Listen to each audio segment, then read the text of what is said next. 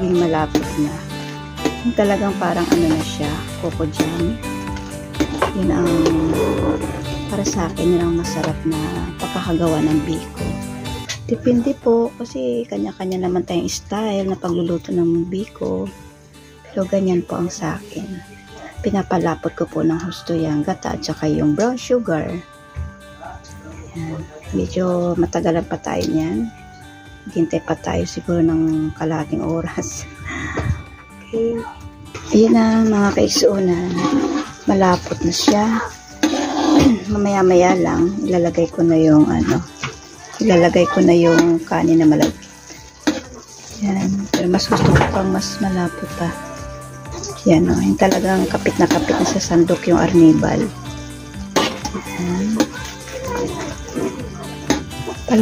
Palaputin ko pa ng husto para mas masarap. Para hindi siya mapanis kaagad kapag lutong-luto yung arnibal.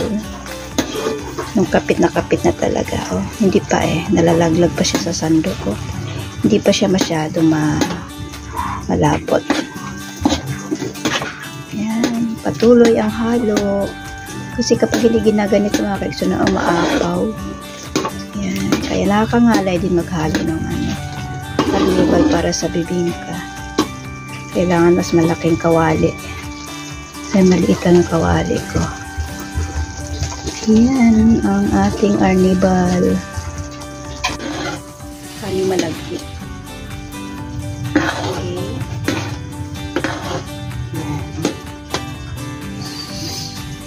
Yan naman Yan naman malapot. Okay. Ito na mga kaigsuunan. Ihalo ko na itong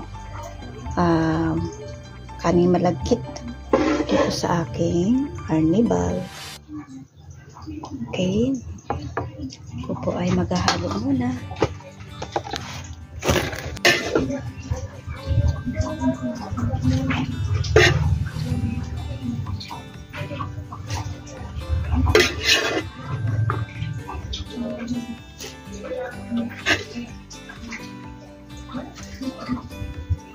Nga pala mga kaigsuunan yung malagkit ko. Kasi 1 kilong asukal na brown yung inad ko dito.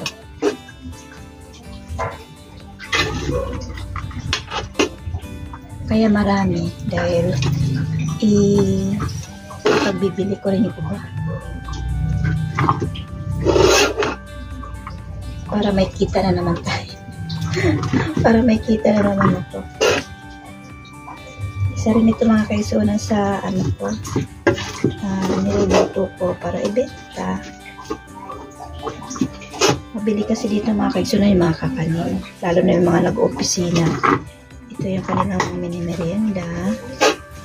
Pero hindi ko ito nilalako mga kaigsuunan. Dinidisplay ko lang sa tindahan. Tapos kinabukasan ko na kinukuha yung kita ko. Tinaka muna sa tabi. Yan, ta mainit. Okay, pangharang.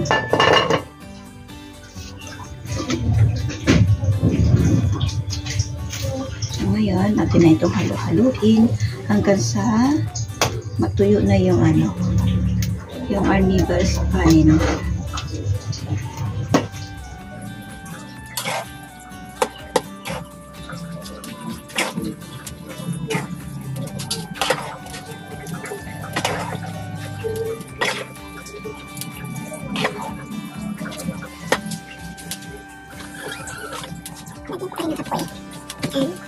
Silapit natin mga kaigsuunan yung ating yan.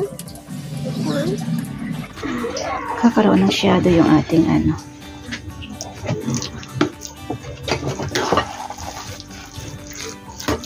haluin ko to hanggang sa matuyo na siya. Nung kumakapit na lahat yung arnibal sa ating malagkit.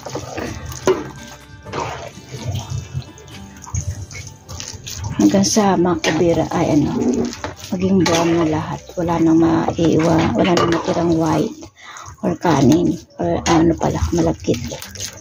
Puti. Okay.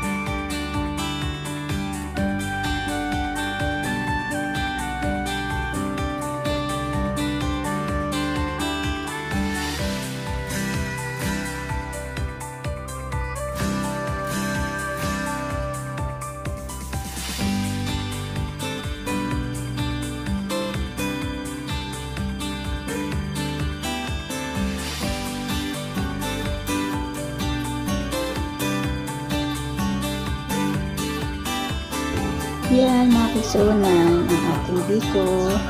May pang merienda na, may pang negosyo pa. Yan ang nagawa ko sa 1.5 kilo na malagkit. 20 na ganito. 20 piraso. Okay, yan lang po ang ating video for today. Salamat po sa mga nagsusubscribe na sa akin. Maraming salamat po. Hanggang sa muli.